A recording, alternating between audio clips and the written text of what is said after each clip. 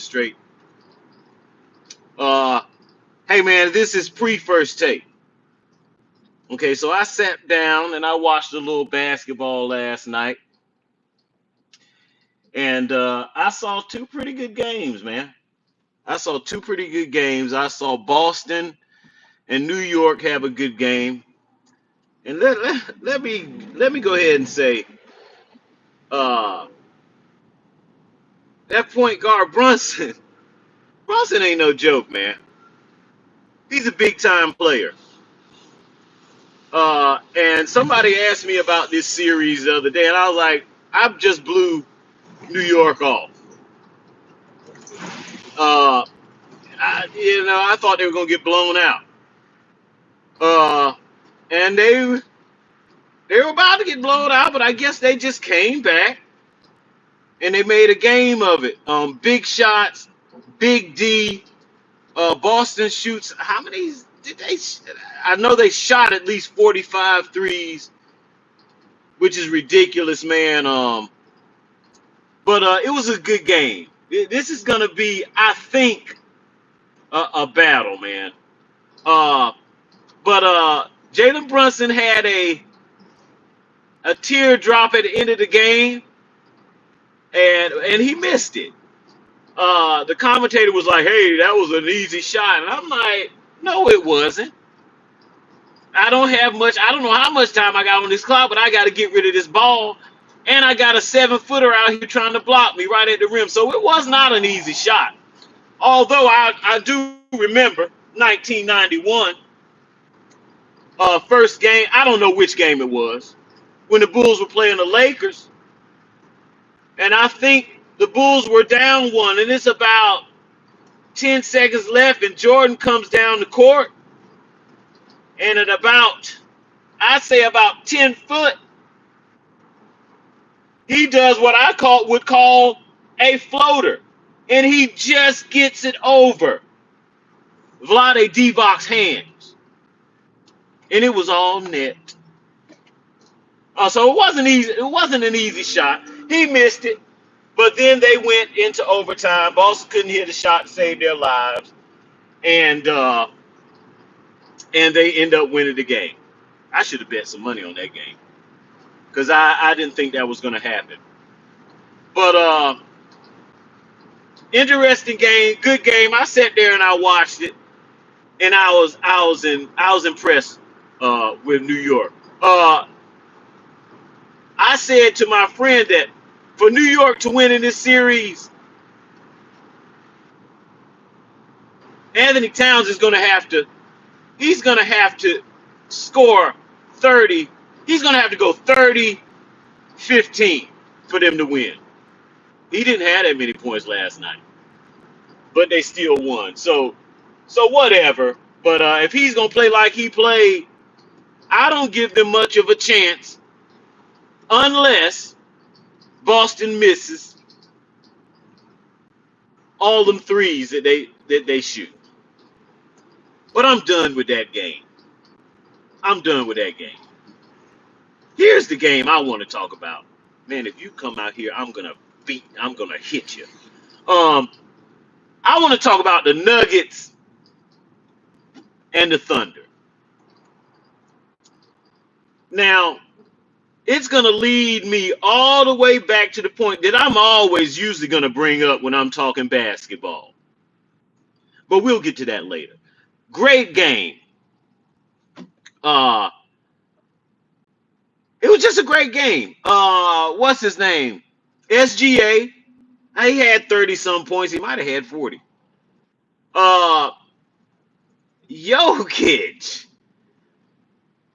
Jokic. I think he had about 40 points. He had about 10 of those points with 5 fouls. Okay? But I'm going to go to one thing here. Because with 2 minutes left, if I had to say a percentage of how Oklahoma, their percentage in winning this game, I would have gave them 85, 90%. Okay, this is a win. And it would have been a win more than likely. except for one thing, and this is what I want to key on. Now, back in my Bulls days, I had some people that I wanted on the line, and I had some people that I did not want on the line at any time, and especially not in the waning moments of a close game. And one of those players that I never wanted on the line was Scottie Pippen. Scottie Pippen is one of the 75, one of the 50 greatest players ever to play. Scottie Pippen had skills,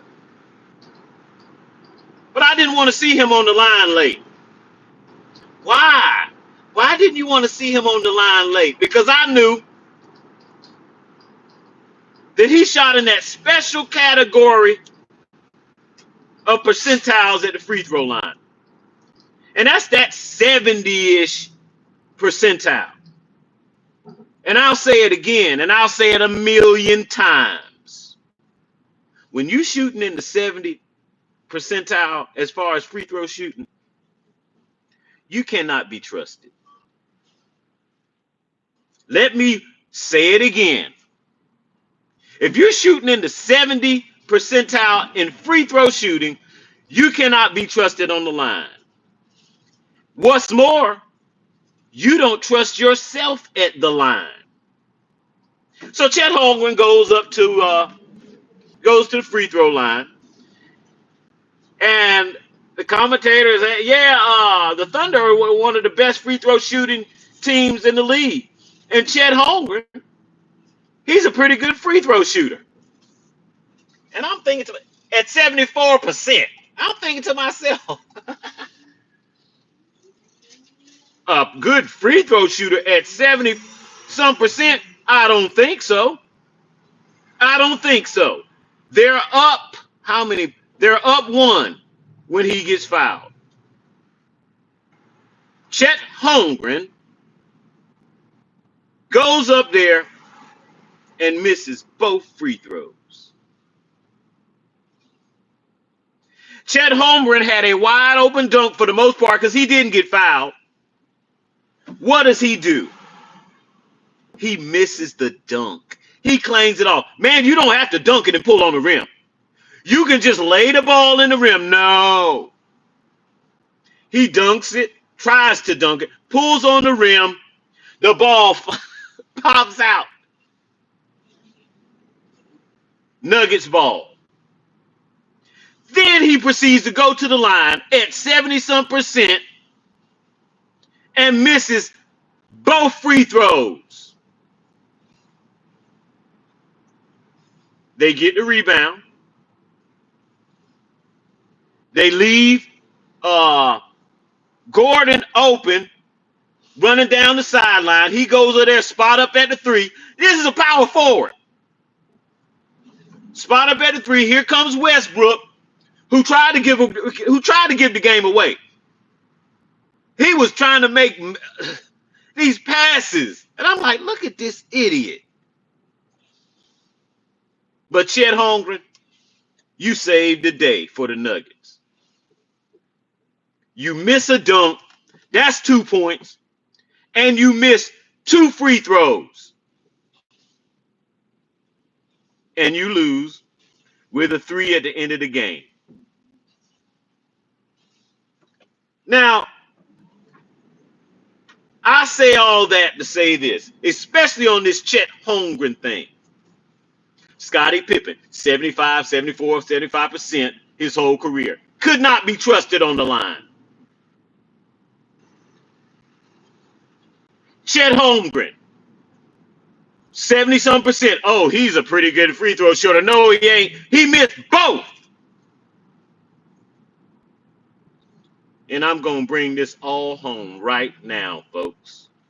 I'm going to bring this all home right now. Do you know who has shot 70% in the 70 percentile his entire career? I'm going to let you guess who that has been. Who am I talking about who has shot 70% for his whole career? That would be that fake Billy Goat bum LeBron James.